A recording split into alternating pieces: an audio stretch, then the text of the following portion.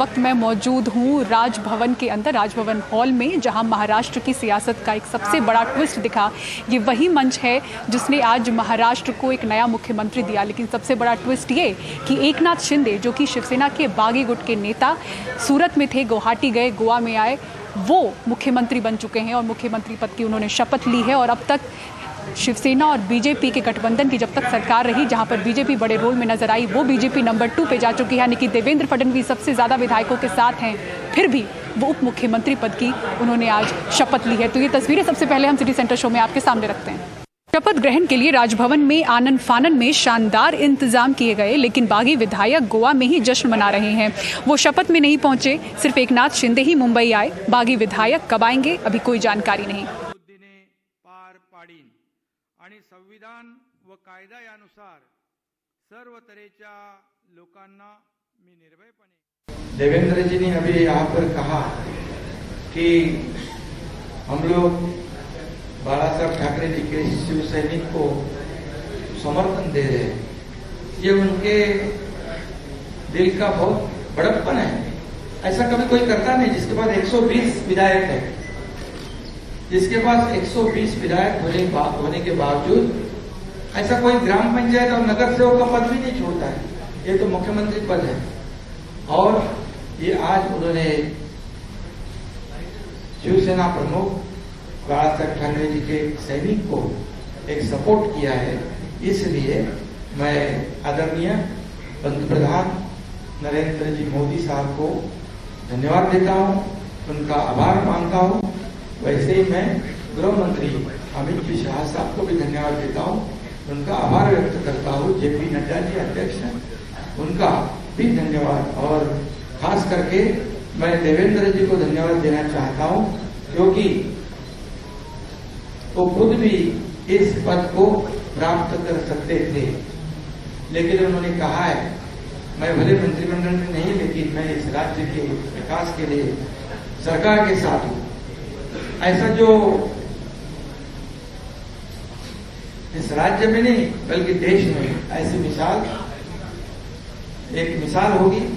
और आज के जमाने में ऐसा करना मुझे नहीं लगता ऐसा कोई कर सकता है। इन तस्वीरों को देखकर ऐसा लग रहा था जैसे महाराष्ट्र की महाभारत होने को है। लेकिन कुछ ही देर बाद देवेंद्र फडणवीस का मास्टर स्ट्रोक आया।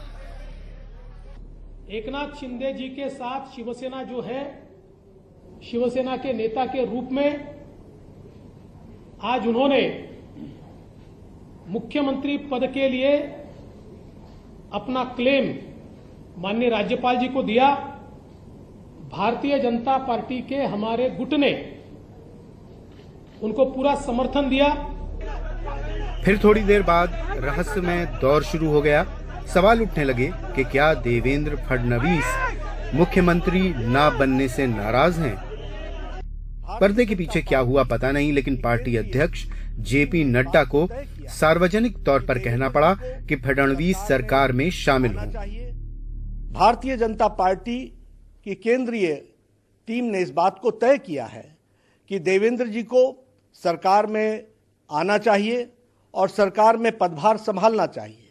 और इसलिए देवेंद्र जी से व्यक्तिगत रूप में भी आग्रह किया है और केंद्र ने इस बात को निर्देशित किया है कि देवेंद्र जी उप मुख्यमंत्री के रूप में, डिप्टी चीफ मिनिस्टर के रूप में कार्यभार संभालें।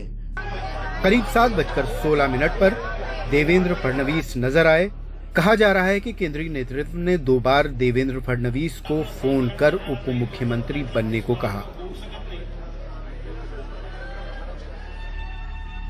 फिर शुरू हुआ शपथ समारोह और इस तरह से एक लंबे ड्रामे के बाद महाराष्ट्र के 20वें मुख्यमंत्री के तौर पर एकनाथ शिंदे ने शपथ ली।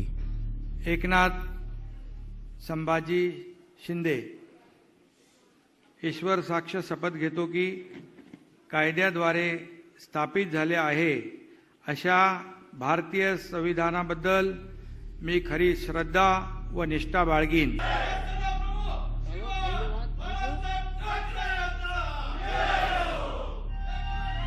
मैं फिर से वापस आऊंगा कहने वाले देवेंद्र फडणवीस आए तो, लेकिन डिप्टी सीएम बनकर।